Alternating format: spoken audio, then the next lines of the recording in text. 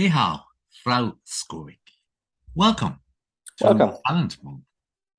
Nice to be here. Thanks for the invite. That's Yeah, definitely thank you for allowing me to get your name so badly wrong. And that's part of the charm of this show, is that we're trying to show that we're authentic. So I definitely showed my authenticity there by getting your name so badly wrong. yeah. Don't worry So about it. Uh, thank you. after after 10 years in here, no one can say the last name properly, so I get used to it. I'll let you give it the right justice by pronouncing it properly. Sure. So it's Michal from Frackowiak, but definitely anyone who can say the first name, I'm absolutely fine with that. Indeed, and sometimes you speak to people, and for us, they've shortened their name right down because it's about six pieces of it. So, thank you so much for your tolerance. So, you're here. We're celebrating talent. We're celebrating all diversity and all sorts of wonderful things that make up the talent pool of the digital infrastructure food chain. So, tell us a little bit about yourself, who you are, and a little bit about what you do, maybe. Sure. Where do I start? It's the point of start. It's always like where to start, where to Let's begin. let's start where you're most comfortable. You're scoring the winner in the FA Cup final. Oh, sorry, that was my Yeah, that was no. dream. No, yeah, I've been like basically one of those stories who one of those immigrant stories you could say, literally came to Dublin like 10 years ago, without a plan of staying 3 months only, save some money for the college, which I was doing at the time. I don't want to say it didn't work out. I basically stay here 10 years already. So yeah, it's one of those story basically when you come out with ideas like, oh yeah, let's try to get a summer job for like 3 months and then And where ended did up you come staying in the from? country. It's important to know Uh, where did you come from? sure. I'm Polish by birth, so I'm kind of from around Poznan area, like literally small town, even a town, you could say small village, 500 people, everyone know each other. So like really, really small, tight community. I literally just came to Dublin, visit my sister for like 3 months and yeah, ended up staying here for like 10 years over and counting. So yeah, it's kind of one of those stories when it just came up to visit the family, stay because it seems to be easier, better lifestyle for me in here. And especially the kind of progression I did. That's something to be basically proud of because the way I've noticed, the way you have like English as a second language, especially like in Poland and stuff like that, it's very exposed to like British type of accent. So the Okay. first kind of interaction I had when I met a couple of people from, especially if you look on the North, Dublin accent, very hard to take accent. Yeah, it took me a while to get used to it. So yeah, kind of progression from thinking that you actually know English as a second language to actually being more confident to actually have a proper conversation with people. Yeah, that And was nice progression. would you have more than one language? The extraordinary thing about most mainland European people that I meet is they have English plus another language. Yeah, I did had the second language, which I had to choose. It was like German or Spanish. Went with German. Honestly, the worst decision ever. It's really, really hard to not. I really don't remember much of the stuff. Especially grammar was kind of very difficult to me to kind of grasp on. It's Mm. very, very different kind of approach. The way you look on the English, where the English kind of grammar, it seems very simplistic. I would say in some Well, in some forms. for me and for our listeners, obviously, we thank you greatly for speaking English because apart from ordering two beers in a bar in Germany or even Spain. less in Poland, I think we'd be just looking at each other. So you came here as a young man, I guess it was 10 years ago. Um, and you entered on to after 3 months, you applied formal training as an engineer or as a Uh, it technician or? was it was longer progression. Definitely was longer progression. So like before, I was like no previous work experience in the country. So and I was kind of 1 year of college done only. Kind of trying to do like ecological power engineering at the time. So I was applying Ecological, sorry, power ecological power engineering. That's what it used to be called in Poland, which is basically heavily focused on renewables industry. Again, dropped it off after a year, basically, once I stay here. But I was applying for all the type of job, warehouse industry. The first job I got was kind of funny thing, McDonald's. So yeah, I might have Serbia fries once in a while. So that was the first job. Kind of gradually moved into working in Aldi, and as soon as I kind of got job in Aldi, the time shifts were kind of more suitable to me, so I could also finally kind of apply going back to college.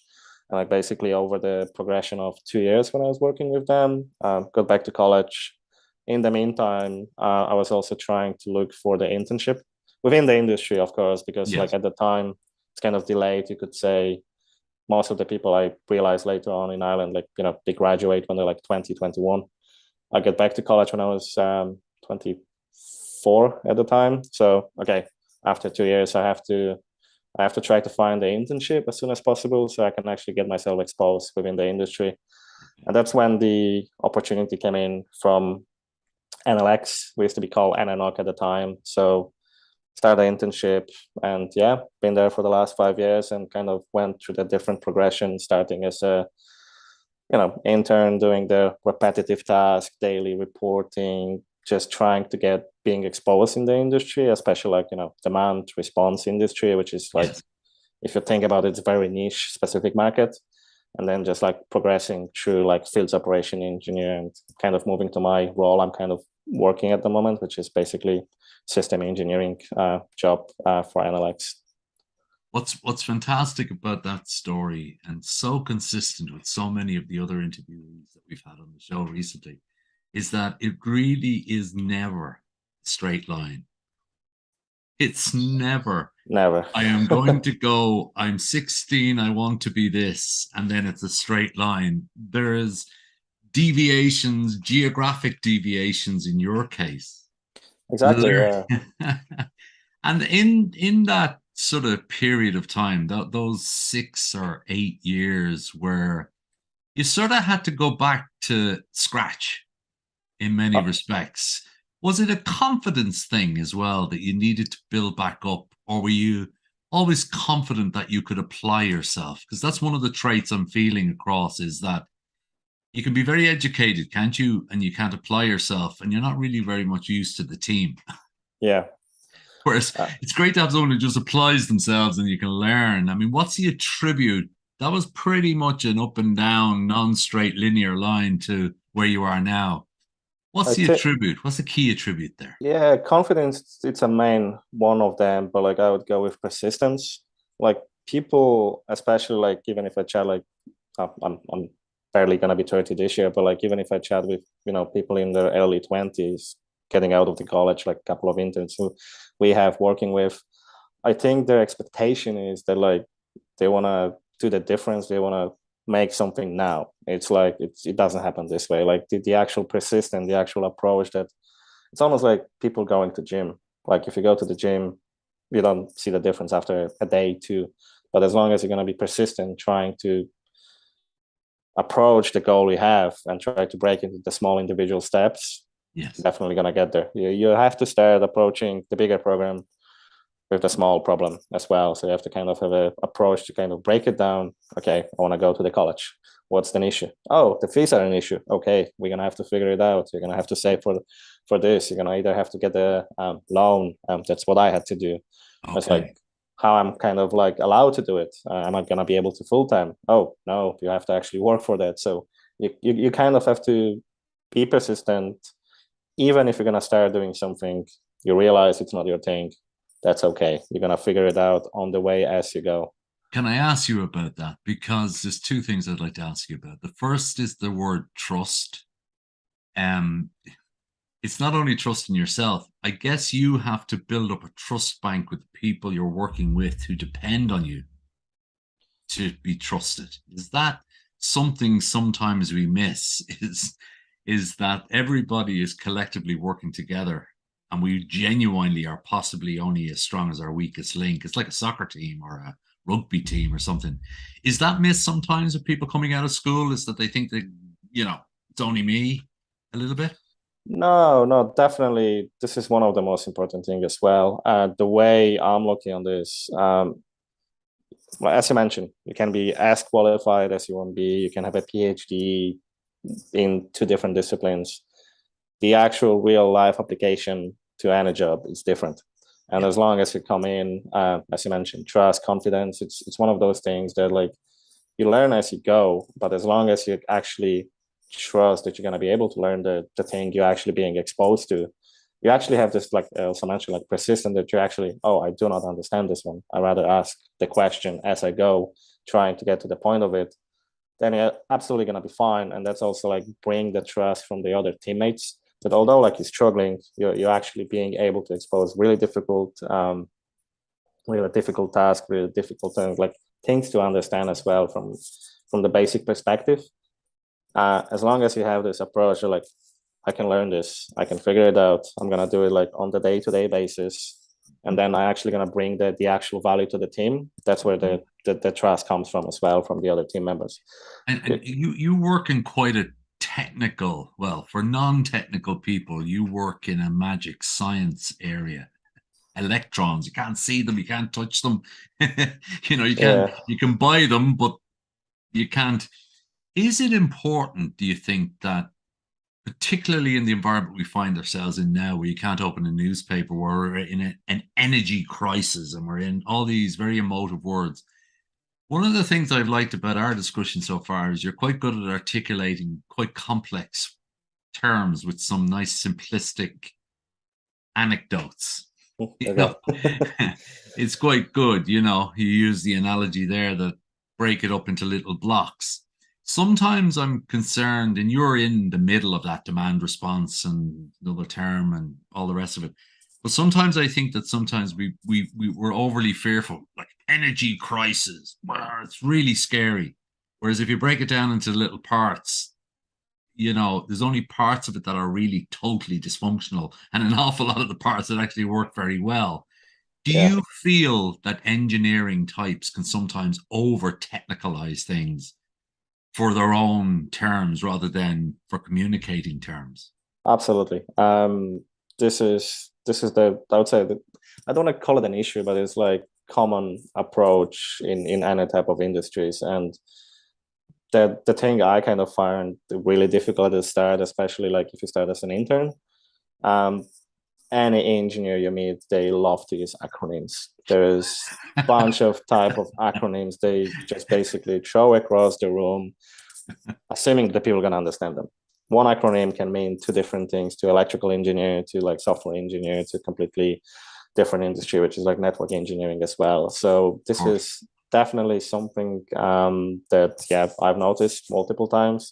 I find myself doing this as well. It's almost like the bad habits you kind of pick up along the way, but like as Yeah. long as you're kind of aware of them, and just like you mentioned, like as long as you're trying to approach the problem, trying to understand in simple possible form and explain it to your audience, you also have to like know your audience, if they're technical, non-technical, if they literally have no interest at all in energy as well, how you can approach them. This is the one of the most important aspect I've kind of learned over the last couple of years as well. You need to kind of know your audience and how to actually approach them as well. It must be interesting for you in an ironic way to observe what's going on around the world right now. The amount of people that have suddenly become energy experts. Correct. Yeah. It Uh, was like COVID, the amount of medical experts that we had yeah.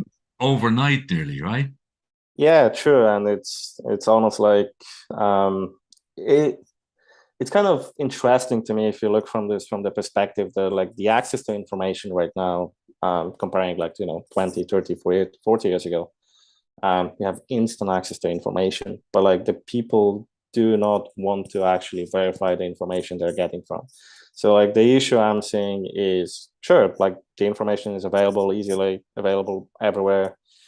Sometimes use the social platform doesn't help with that as well, to like spread the misinformation as well. But like as long as people actually gonna start using their kind of common sense, like, okay, if there's one information that's been floating around, just verify the information. That's the kind of first thing I would like suggest to anyone. Just always verify your information. Always ask the questions. Like as long as you're not going to ask the questions like, oh, why is that? Oh, are you sure that's the way? That's the correct way to approach this. Like you can apply this anywhere. Always ask the question. Always have a like kind of get doubt into the information you're getting. I guess we live also, and you've mentioned it there with the social platforms, we live in a very noisy world with regard to information. And there was a term when it was just printed material called "if it bleeds, it leads." Yeah, Find the bleeding story and put it on the front. Now, I would sort of say if you can't get an extraordinary headline in 140 characters, people aren't going to even see it. They'll just swipe by it. But I'd like to finish with one question for you, because it's been really interesting with regard to your journey and all the rest of it. Is there something or lots of things you'd go back and tell an 18-year-old version of yourself? That must seem so far well, away from today. yeah, the one I always keep repeating, it's like you should have left earlier.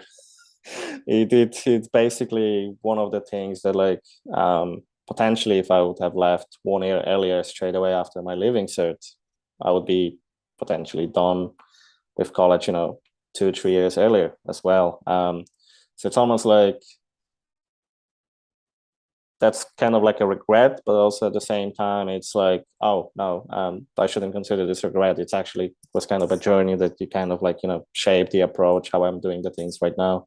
But you probably use that then as a shaping when you get those feelings again, so that you don't make the same mistake again. Exactly, yeah.